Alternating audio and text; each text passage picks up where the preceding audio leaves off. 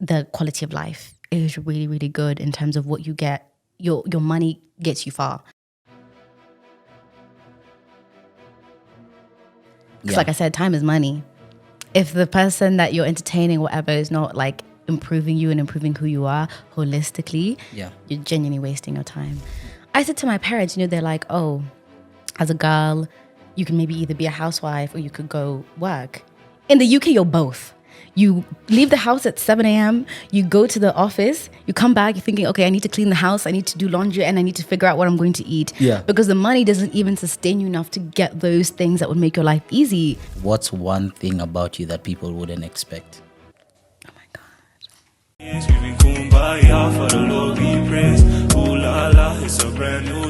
Hello guys, and welcome to another episode of the Just to Kick It Is a Blessing podcast. Welcome to the podcast where it's all about time, where we teach, inspire, motivate, and entertain through the art of storytelling. Today, I have a very special guest in studio with me. And even before I let her introduce herself, I'm just going to tell you one thing. I find her quite inspiring and motivating, and I heard she was around, so I said she definitely has to pop up on the channel. So without further ado, I'll let her introduce herself. Thank you, Tupac, for having me. My name is Halima. I am founder and managing director of marketing and color. Wow. So even before we get to what do you do? Yeah. When I researched about you, I found that you started a business at 19. Yeah. What inspired you to start a business at 19? And what business was it? So I was in the first time of my law degree in the UK, and I realized I enjoy law, but I was like, I don't actually see myself doing this for the rest of my life. Yeah. I was like, I actually need to be real and honest, right? And I had always had such a love for beauty. I had always had a love for social media and marketing. And it's just something that came so organically to me. I didn't have to think about it. I didn't have to do too much. It literally just was something that came to me. So I wanted to I started Kenya's first all-organic beauty brand for quite a few reasons. But the most important one was that I still, at that time, even though I had not predominantly lived abroad, saw that there was a lack of diversity when it came to the beauty space. As Kenyan women, we were always looking for or begging for these Western brands to include us in so many ways. And I was like, why don't we have a brand that's by Kenyan women, for Kenyan women? Because actually our manufacturer was based here in Nairobi. It was a woman who owned the entire factory. She was super inspiring. So that was one of the key reasons why I was like, I'd want to give a brand back to the women of Kenya. The other hand is natural beauty is now, like 5 years later, really entering the space because of what we're putting on our body, we're putting into our body. So that was my dual-sided approach. But what happened was I did all the marketing for my brand, and I did influencer marketing before I knew it was a thing or before it became an industry. At that time, I was like, as a girl, if I want to know about a product, I would go watch on YouTube or watch girls on Instagram. So I reached out to a bunch of creators in Kenya and I was like, hey, will you feature our product? Because we want some exposure, but also like nobody knows me. So we want credibility through these women that other people trust. And I always say to people, I'll always be so indebted to the influencer community in Nairobi because they upheld my brand and they pushed my brand so far. There's so many key creators I worked with at that time that really made a difference and really stood behind me. So then I was like, actually, I really like this marketing thing and I enjoy it a lot and it comes so naturally to me. So that's why I started HH Glam. Okay. I think point one is you started HH Glam when you're on your first year in uni. Yeah. And you're doing law. Yeah. Did you ever think about maybe changing the degree? No, actually. Yeah. I knew it'd be so useful to have it. Mm-hmm. I just tweaked it. So in my third year, when they asked you, would you want to specialize in? I said company law, consumer law, and intellectual property law. Because I knew going down the path of entrepreneurship, I wanted to have that in my back pocket. And it's so helpful. Like right now, I actually draft a good amount of my own contracts.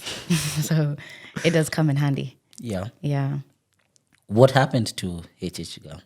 So I then finished my law degree. Mm-hmm. And I wanted to pursue entrepreneurship fully, but also I wanted to have education.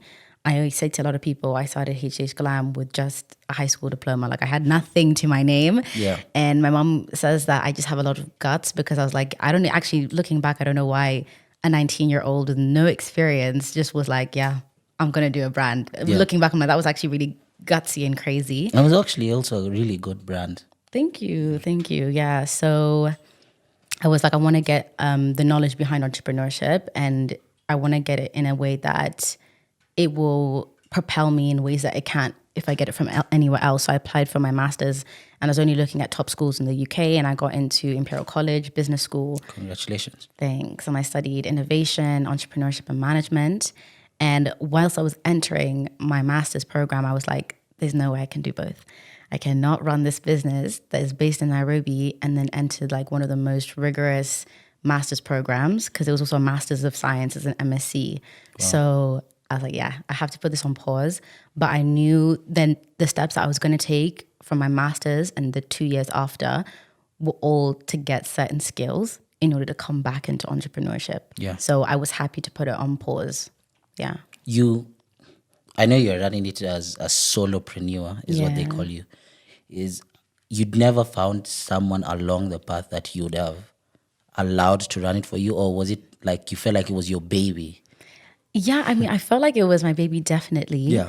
But I actually didn't even know that at that time the things that I needed in order to run it successfully. Yeah. So it is in like the conversations of like bringing it back.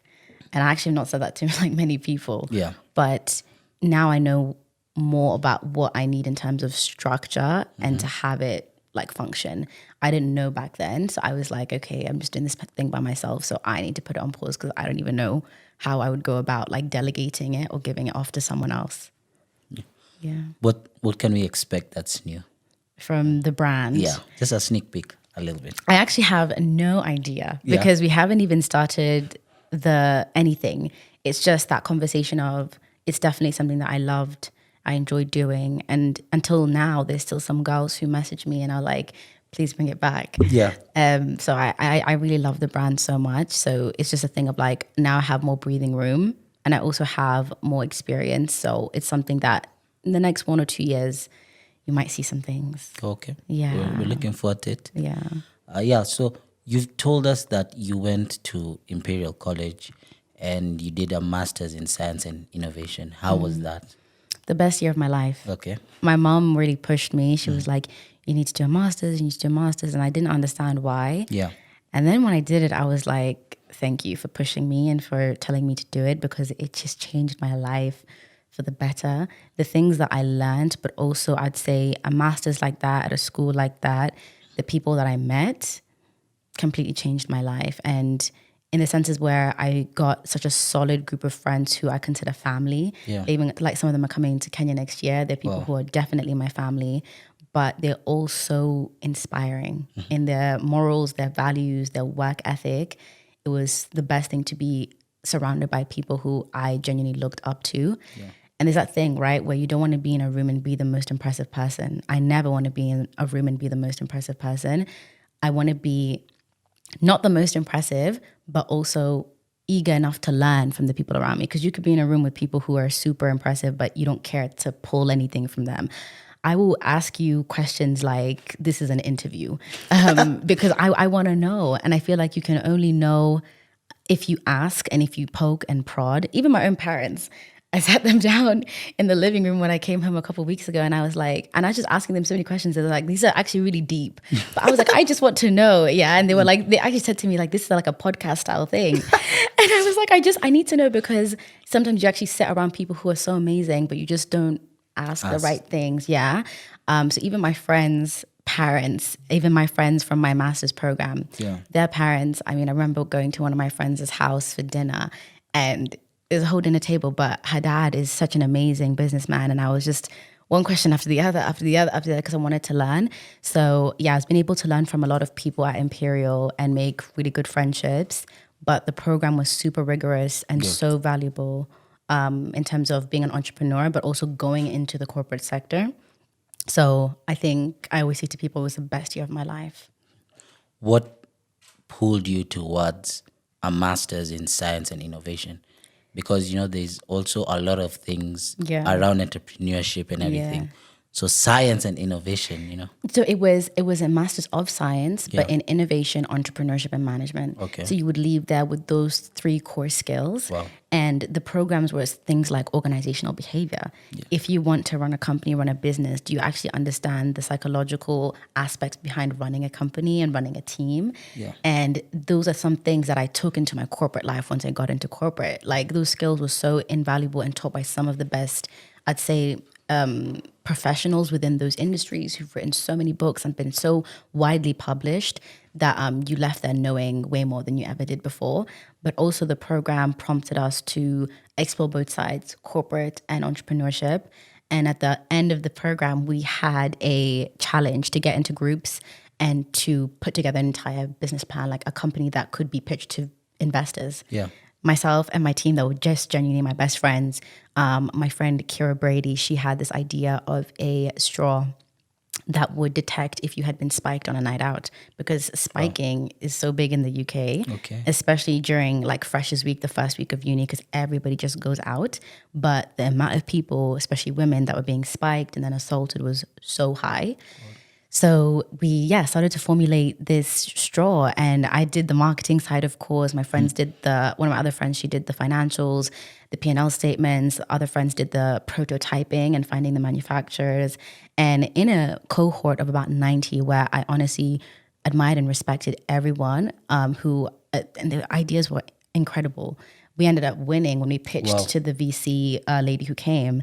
And those kinds of things were really preparing us for, if you actually wanted to be an entrepreneur, this is what it's going to look like in terms of building it, putting together a pitch and selling that pitch, right? So I left there with skills that I value so much.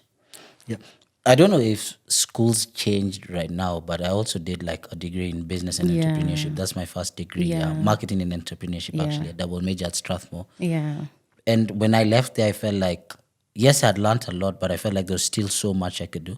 I think when I took entrepreneurship as a course, I thought like by the end of the 4 years, we'll be grouped, and at the end of the 4 years you commit to something and have someone pitch, because you literally go through everything. In the first 2 years, you don't really specialize, then you specialize after that, but it's nice to hear that there's schools out there that people are making pitches that can even create a business out of that. 100%, yeah.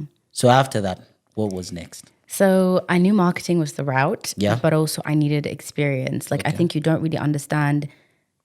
I mean, this is different for different people, but for me, I was like, I don't think I really understand entrepreneurship or business until I experience it.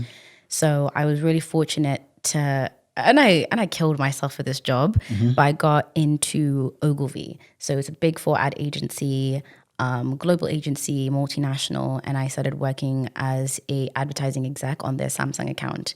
So it was I think the way things happened was that I ended up being put into positions where I had to learn and grow really quickly, which I was really fortunate for. So within like 7 months of being on that team, I was like, I get this, I understand this, marketing comes really natural to me. I'm ready to be a manager. But I was also on the Samsung team, so I was in tech. And I was like, tech is really not my thing. Like I enjoy it, but I know I want to be in beauty. Yeah. So I was starting to look internally and externally for like manager roles within beauty. And people were telling me, they were like, oh my God, you've only worked for 7 months. You can't be a manager. And I was like, no, thank you. Yeah. Like, I know I can be. And I think my mom comes into the picture here because my mom believes in her children so much. And she's very driven, and she's passed that down to us. And she was like, Halima, if you think you're ready. Like, don't listen to anyone else and just keep pushing. I then got approached. So Ogilvy is owned by WPP. So WPP is the global big 4, and they own multiple agencies, and one of the key ones is Ogilvy. So I got approached internally by a recruiter who saw that I was looking, and he was like, actually, there's a manager position and we're looking for women with a background in beauty. So they pulled my experience with Glam, and they were like, we want someone with that background. And I remember saying to one of my really good friends in my master's, I really want to work for L'Oreal, blah, blah, blah, blah. Yeah. I did the interview. Honestly, the work that has gone behind a lot of these things, I appreciate just my friends and my family for like supporting me. because I didn't sleep for 3 days putting together the pitch, because you interview first round, you interview second round, your third interview is a task. I put together a 60-page deck of how Dove would position themselves in influencer marketing and social to advertise to Gen Z. I did not sleep. I remember getting on a flight to Nairobi because I was flying home for Easter and I was doing the interview online, feeding back my pitch that same day. Yeah. On the flight, it was that 8-hour flight direct. I did nothing, but I was on my laptop. Yeah. I didn't eat, I didn't drink. I Yeah. was just working on this pitch. Woke up the next day, I did it. They called me like an hour later and they were like, you have the job. So for me, that was huge. And when I got back to London, thank you. And when I got back to London, they were like, because they didn't tell me which company it was for. Then when I got back, they were like, actually, so now you're going to be account manager for L'Oreal and you're going to be leading a team of 3 and you're specifically going to be managing L'Oreal Paris and you're going to be doing all of their influencer work in the UK. And I was like, what the hell? It was crazy. And at this time, I had just turned 24. Yeah. Yeah, I just turned 24. So I was like, this is crazy. I definitely did feel the industry or any corporate out there is intense. You work, Yeah. you know? And I think especially again, like being a Black woman, you work twice as hard, maybe 3 times as hard. And I do think in those positions, because out of all the managers within the team, it was myself and another lady who were Black. And even that was a lot. So there's doubt and maybe there are people who are ready to criticize you. Exactly. So the way in which you have to carry yourself as a Black woman working in the United Kingdom, it's something else. So I started that work and I loved every single second of the work. Even if it was a lot, I was like, I love marketing. Now I know I specifically love influencer marketing. And now I know I specifically love beauty and hair care influencer marketing. And I said to my family, this is what I want to do for the rest of my life. And I found my calling. I found my passion. This is it. End of story. Well, you said calling, passion. I said I found my calling and I found my passion. Yeah. Something a lot of people struggle with. Something we've discussed offline before as they were setting up. How did that moment feel? Really good. Yeah. And actually, I don't think I've ever really spoken about this to many people, but I have dyslexia and dyscalculia. So I'm really not good at maths. And actually, crazy. I don't even know how I did a law degree because of like my grammar, whatever. Yeah. But one thing, my parents always tell me that I could do anything I set my mind to, even with having like dyslexia and everything. They've really been very supportive. But I had to be honest with myself of what comes naturally to me. I didn't feel like trying to be like anybody else apart from me. And it's so different because my older sister, she is, I think, one of the most intelligent people I know. She's just so studious. She's a data scientist for Barclays in London. She's an assistant vice president. Wow. And she's just, her brain is beautiful. But I looked at my sister and I never thought I need to do the exact same thing as her. I just thought it's so amazing to see a Black woman thrive. So I took a lot of my inspiration from her, but I knew I needed to do it on my own terms. And like I said with Glam, beauty, marketing, that for me is a no-brainer. When people ask me certain questions, I'm like, isn't this obvious to you? Because to me, it's so obvious, right? So that's how I knew that this was my thing. I didn't have to fight for it. I didn't have to do anything crazy. Like I worked hard, like everyone works hard in something, but it came naturally to me. Yeah. Yeah. Wow.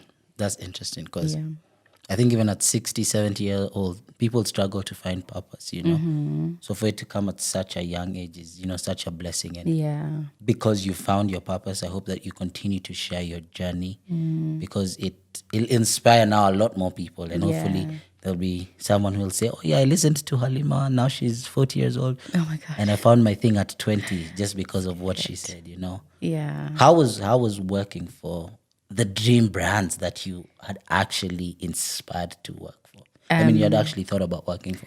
It was amazing. Yeah. Like I enjoyed it so much. The work was serious. The work was serious. When I think back to a time like this last year on that same team, there was a day I even said to one of my friends, there's a day I did not even like leave my chair at home. I didn't eat. I didn't go to the bathroom from 9 to 5 or 9 to 6. I was just working. So there is a lot of hard work that goes behind it, but I loved it. And I never felt like, oh my God, it's a Monday. Like I hate what I do, to be honest. And that's how I kind of knew that this is what I wanted to do.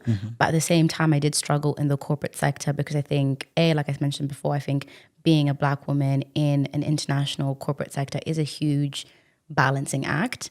There's so many nuances behind it. There's so many nuances in blending into a different society than that you were raised in. Yeah. So there's so much, and I'm grateful to have had my older sister and a lot of girls from Kenya who were in the same space. A lot of my friends from my master's in the same space.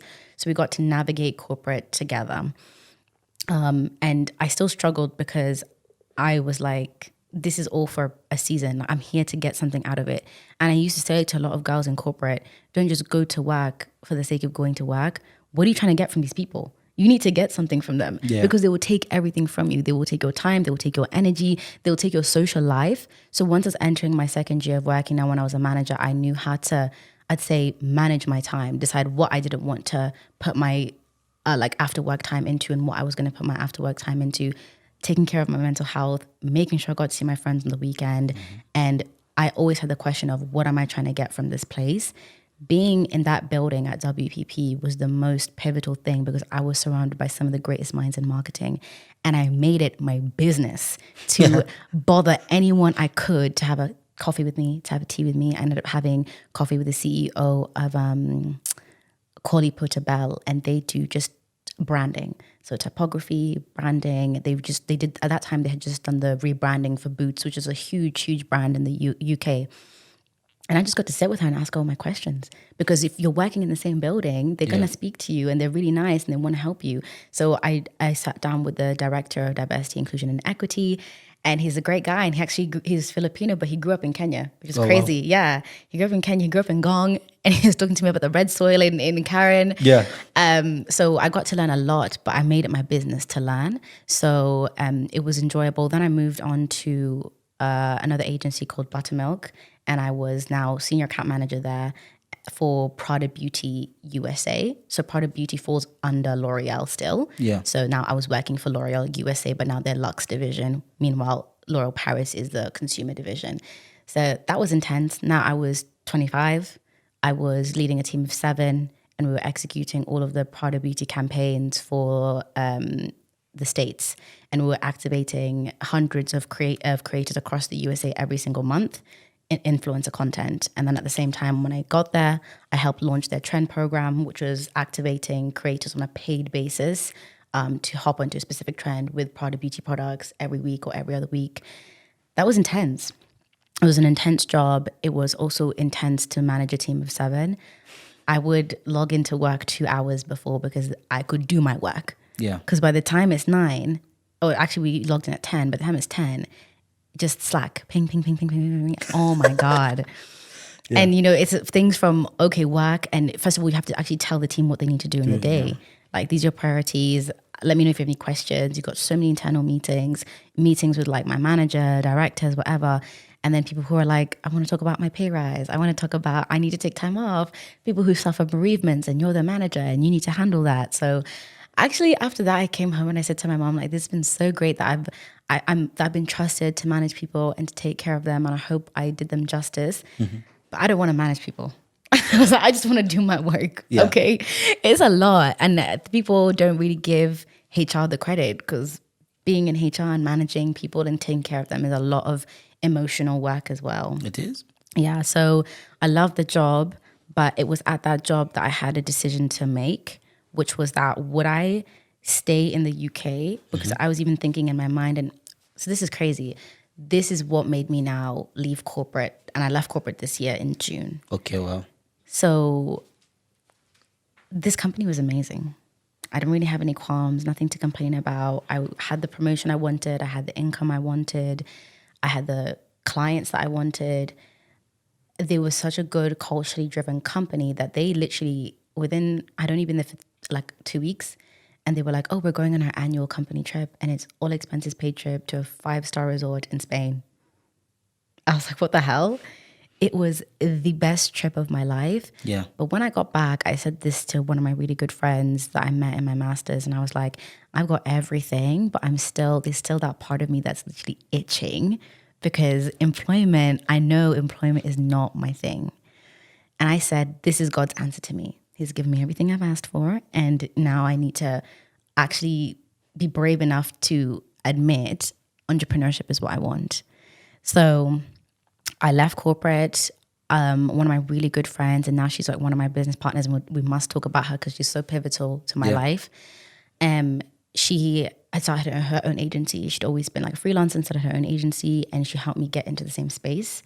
And that changed my life because A, I was self-employed. B, I got to pick my clients, pick my working times. But C, when you are an agency or freelancer, self-employed, time is money.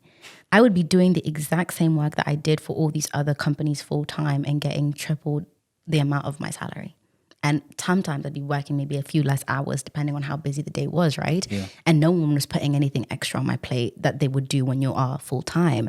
So this year, my 25th year, I think in business, the one thing that I've really understood is time is money, down to the hour. And if you're actually playing with time, this is why I'm like, guys, don't waste my time. If you're actually playing with time, like I can tell you how much this would cost. And it's a lot.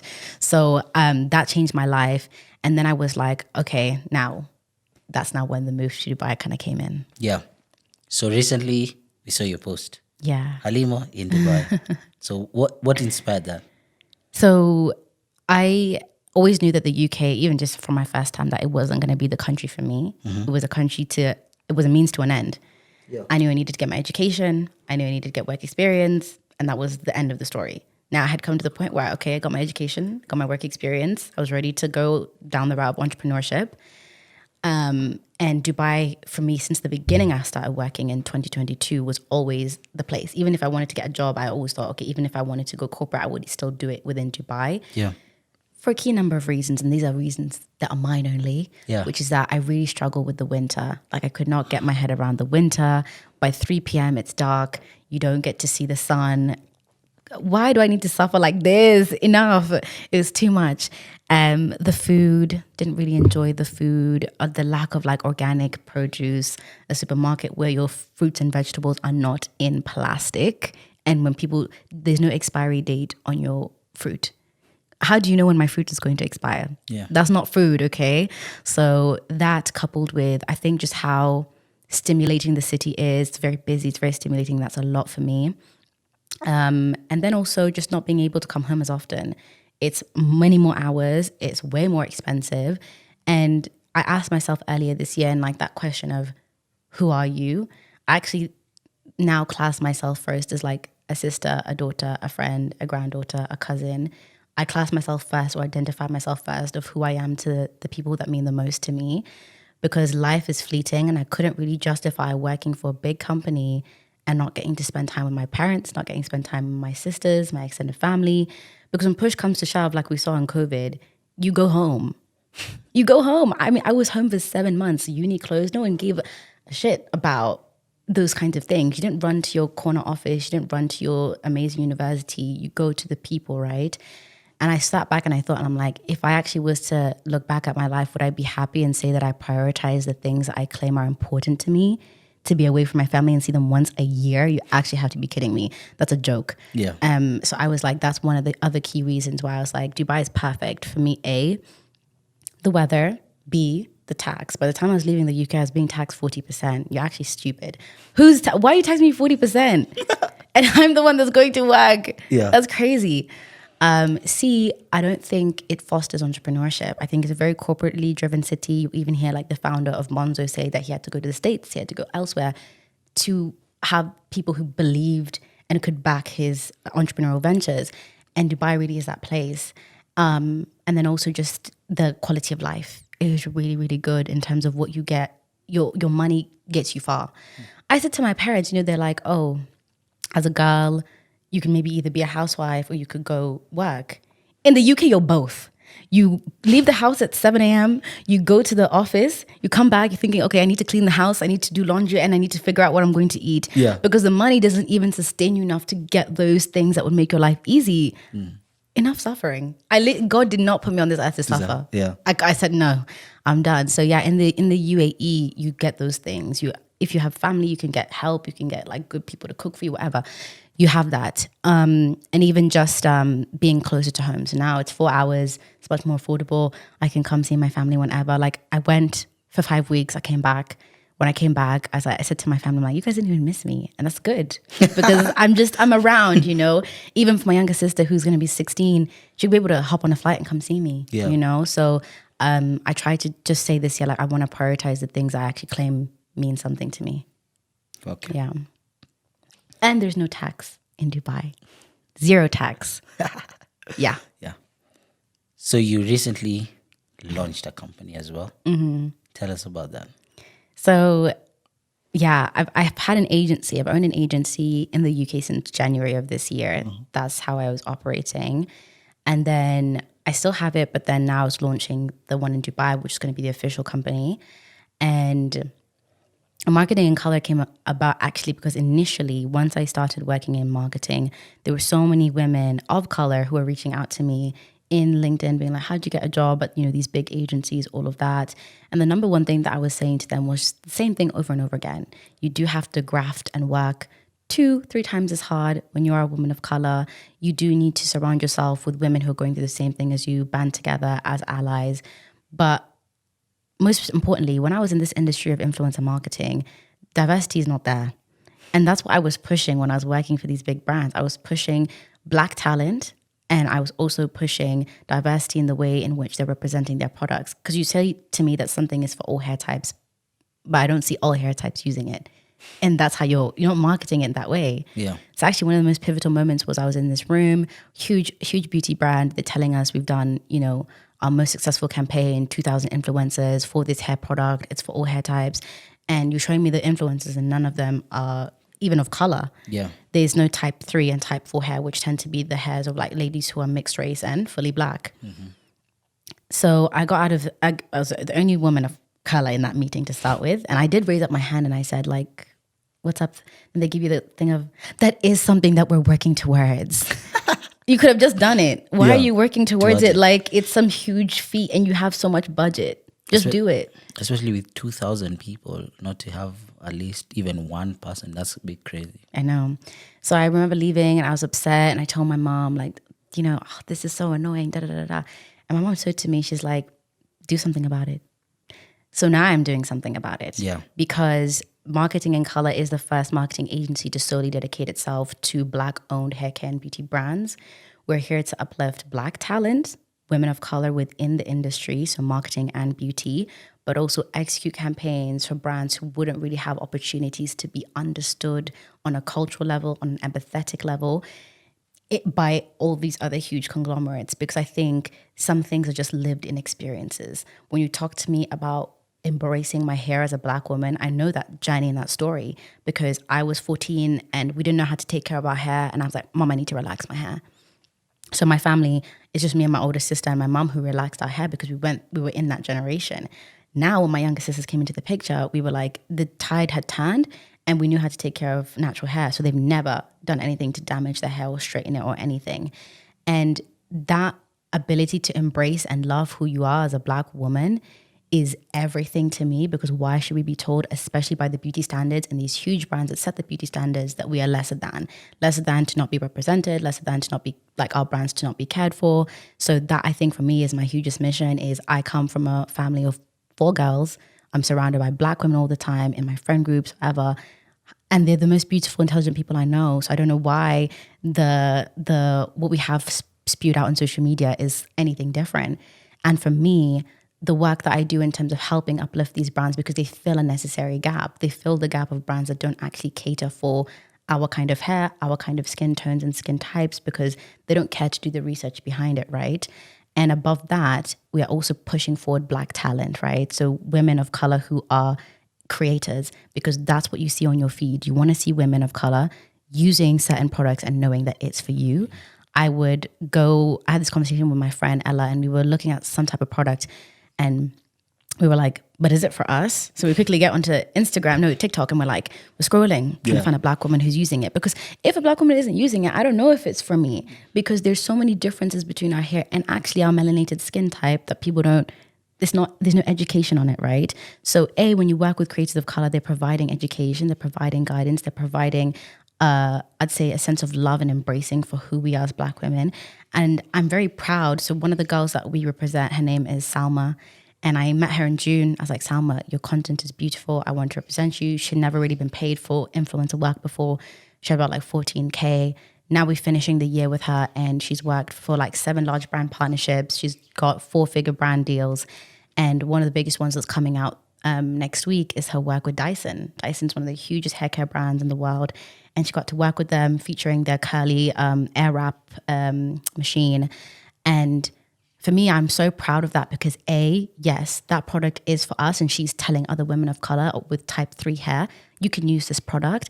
But also my younger sisters can scroll on TikTok and they can see women of color, women that look like them, loving themselves, using certain products, and you're changing what people are consuming. So I do believe a lot of what I do is actually hopefully for the world that my sisters are growing up in, that they don't think that how they look and anything about them is weird or odd. It's the norm and it's actually a beautiful thing. And there are people who give you the education that is so stifled from us because of who we are. Wow. No, that's interesting, and exactly what you said. Just scrolling and seeing people you relate to, because sometimes you see some things and you can't relate to them. Yeah. 100%. Wow. You said something about a partner that you wanted to tell us about. Yeah, oh my God. An amazing lady that you met. Yeah, so I met her, my friend Lola, I met her we're working together at WPP, and she changed my life because she's one of those, and I say this to everyone, I say this to her all the time. She's one of those people who I would class as a lady that I looked up to. Mm-hmm. And again, that's why I'm like, don't be scared to approach people or, be close to people who you think are inspiring to you because you'll learn a lot. And, she opened up my world to the world of like owning your own agency, being self-employed and what that had to offer. And it was so funny because we were on like a lunch break and we're walking to like Waitrose or like a supermarket. And she's like, Halima, like I want to leave and, I want to go to Dubai. And I'm like, stop. I've really wanted to go to Dubai, but I don't know how to start. I don't know if it's possible. And she's like, what do you have holding you back? Do you have a man here? No. Do you have a mortgage? No. Yeah. Do you have kids? No. Yeah. It's like, why? Girl, pack up your shit and go. Yeah. And that conversation is crazy because I was like, yeah, actually, there's so much in what society tells us we can and cannot do. So it gives us fear, right? So you're scared. And for me, that just completely alleviated it. And she was like, I'm doing it. And she's a mom, she's a wife. And she was like, I'm still going to take the leap and go out there with my family and just see what the place has to offer. And I was like, wow, okay, I need to get it together. Mm-hmm. And it's just been so amazing to be around someone like her who has changed my habits, changed the way that I've thought, inspired me in so many different ways. And, together been able to like secure work and everything. So it's just been really good to be around someone who I think can actually just change your life genuinely. Yeah. And I don't think anyone should be scared of being around people that they're inspired by. So yeah, I think she's an honestly an amazing woman, and I genuinely I'm honored to work alongside her in many of the things that we do. But I think she's my case study, an example of don't be scared to be around people that genuinely challenge you and inspire you. Yeah, and sometimes move. Yeah, I think sometimes you're so caught up in where you're from. Mm-hmm. Sometimes just go out there and be, the world is your oyster. Yeah. You said your mom, my mom. You really mentioned your mom in this conversation. How pivotal has your mom been to you? Significantly, because my mom's been a very self-sufficient, driven woman. Mm-hmm. So I grew up in a household where I see my mom, get up, dress really well, smell really nice, and go to work. And that has definitely impacted me and my sister, but also in terms of like what you can and what you cannot do. She's always said, including my dad, they've always said to us, there's nothing that you can't do. And both of my parents' journeys are very inspiring because they've worked so hard to get to where they are, in the sense that my dad went to MIT, my mom went to Harvard. So growing up in a household where you have two parents born and raised in Kenya who've given themselves everything and not let anything block them. And then they've given their daughters everything. So by the time we finish our masters and when we finish schooling, my parents are like, you're on your own. And it's tough, but I appreciate that because it shaped me and my sister to be the women that we are today, right? Yeah. Being able to be there and work abroad or hold yourself up abroad and go to interviews and da-da-da-da.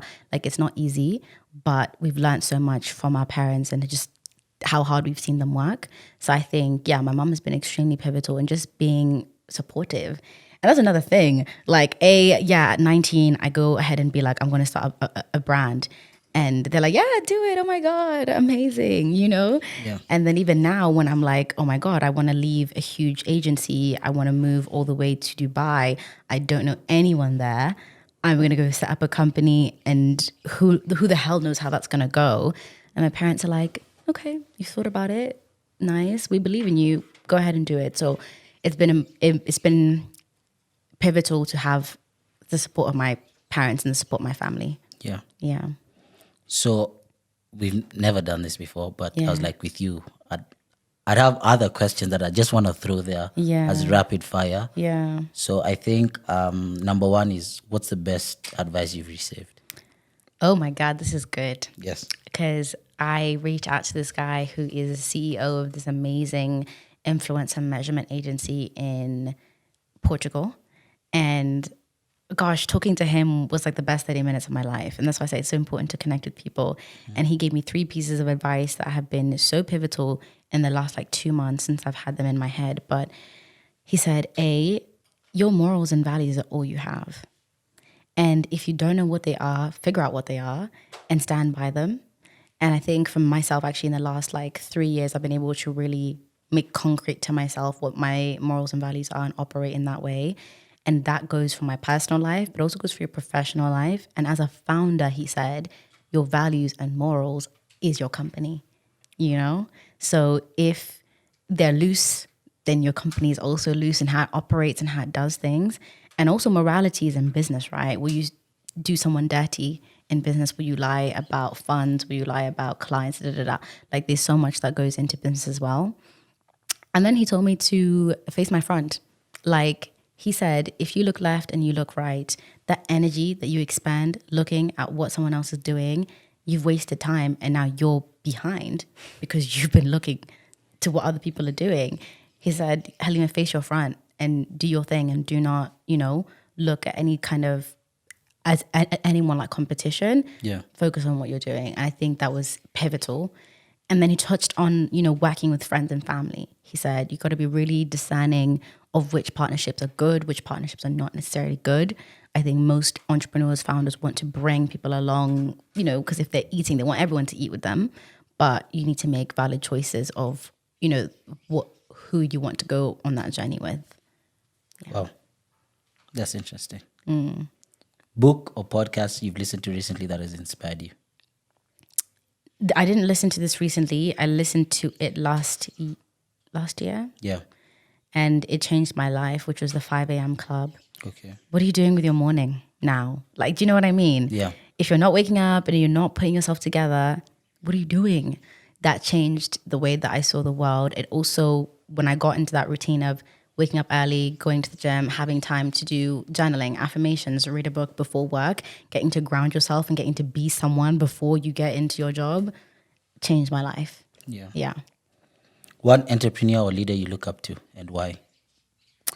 That I think is such a tough question to answer. Okay. But I would genuinely say my parents. Yeah. Yeah. I've seen them within business and in like the career space handle themselves with so much, like be very driven, work extremely hard, and have morals that I admire. So definitely them. If you could tell your 19-year-old something, what would it be? Oh my goodness. It would definitely be like life will actually turn out even way better than you ever imagined. Yeah. And leave those boys alone. Yeah. And that's actually a serious one that I say to my younger sisters even. Yeah. Like, obviously you're going to experience life. Yeah. But I don't bother with that sector of my life because I'm just trying to give as much energy and focus to myself and what I'm doing. Because Yeah. like I said, time is money. If the person that you're entertaining, whatever, is not like improving you and improving who you are holistically, Yeah. you're genuinely wasting your time. Okay. Finally, what's one thing about you that people wouldn't expect? Oh my God. I don't know. I think I'm very chill. Yeah. I think I try to live my life like as quiet as possible. I focus on friendships and relationships that are the most meaningful to me. But someone said this to me the other day where they were like, they could never imagine me being mean to someone. Yeah. I can be mean. Yeah. Just as long as the wrong buttons are pushed, I can be mean. But I try to live a very zen life. Yeah. Yeah. Okay. As we wrap up, I don't know if there's anything we missed to ask you.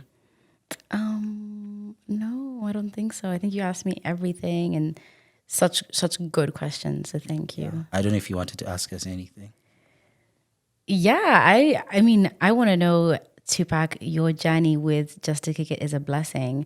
Why have you been so resilient with the podcast? I think it's because it's one of those things that makes me feel alive. Yeah. When I sit on the seat, I feel like it's the best version of myself. Wow. And then I think it also ties me to something because your life is greater than yours. Yeah. Your life cannot just be Halima's life. And that's one thing that I've picked up from your story. Yeah. You know, you've kept on saying black people need to feel like this. My sisters need to feel like this, you know. A black creator needs an opportunity like this, you know. So I guess when I sit on this, I realize that my life is not my own, you know. And the other thing is the feedback that you get. Like the other day when I dropped the video that you were talking about, a young man wrote me a message for scrolling like this. And he was just telling me his life story and telling me he was on the verge of trying to commit suicide. But he's come across the podcast and conversations like this that have changed his life. So I also thought when I went through my dark times that I've loved to hear more conversations like this, you know. 100%. Yeah. So that's it. Like I always say, as long as I can change one more person's life, one more person is good enough. It doesn't have to be a million people. Yeah. For me, one more person is good enough. Yeah. So that's why it's, yeah. Sorry, and there was the question of mental health. Yes. We didn't touch on. All right, yeah. And I think you had a question about how I take care of my mental health. Yes. Therapy. Yeah. Because I feel like there's that thing of you don't actually have to have something significantly horrible that's gone on in your life to go to therapy. Yes. It's just so nice to be able to talk out your emotions with someone who can understand them and unpack them. So I definitely believe that therapy is the gym for your mind. Then going to the gym, I used to work out twice a week, like in 2022, 2023. This year, I work out 5 times a week, and I love it. Whether it's walking, I got into running. I run my first 10K this year. Wow. Gymming, whatever. Just being in that space and getting to decompress. Yeah. You need outlets. Journaling as well is a good outlet. So just things to take care of yourself. Being in the sauna, honestly, that thing, there's something about it. Yeah. I don't know what it is, but it just relaxes your nervous system completely. And I meet the most inspiring women in there who just tell me their whole life story. And I'm like, amazing. Now I can actually go about my day. Yeah. So take care of your mental health because I think in today's world, it's impacted a lot. It is. And even as I work in social media, I make it a thing to at least take 1 week off every month. So I delete everything for 1 week. And those 1 week, I realize I have very reduced anxiety because I'm not consuming everyone's life at high volume. When you open Instagram, you go through Instagram stories, you're seeing so many people's lives in such a high volume. It is crazy. And then also you're being given adverts at such a high volume, pushing you to consumerism. So I think everyone just needs to maybe take a pause on socials. Yeah. But you see, it's hearing it from someone who does their business say that it's crazy. Yeah. But it's just the same way that the guy for TikTok doesn't let his kids use TikTok. Yes. So it's interesting to say that. Yeah. And thank you for sharing with us, that's what people are doing to stay in shape, Yeah. Because again, there's people out here that's listening to this that are just trying to stay mentally okay. Yeah. Yeah. Anything else? No. All right. All good.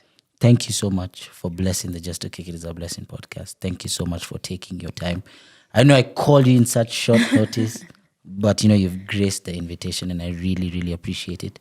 I wish you the best of luck in everything that you're doing. And honestly, I can't wait to have you in December here telling me that, Tupac has been crazy. I can't believe that I got to meet X, Y, and Z. And look, Tupac was on my vision board for the start of the year. So yeah, I can't wait to do it. No, and thank you so much for having me, for the questions that you've asked that are genuinely thought-provoking and I'd say intentional. So it's been an honor. So thank you so much. Thank you. For those of you listening from home or watching from home, thank you so much for tuning in to the Just to Kick It is a Blessing podcast. Thank you for watching the podcast where it's all about time, where we teach, inspire, motivate, and entertain through the art of storytelling. Remember, no matter where you are, no matter what you're going through, just to kick it is a blessing. Goodbye.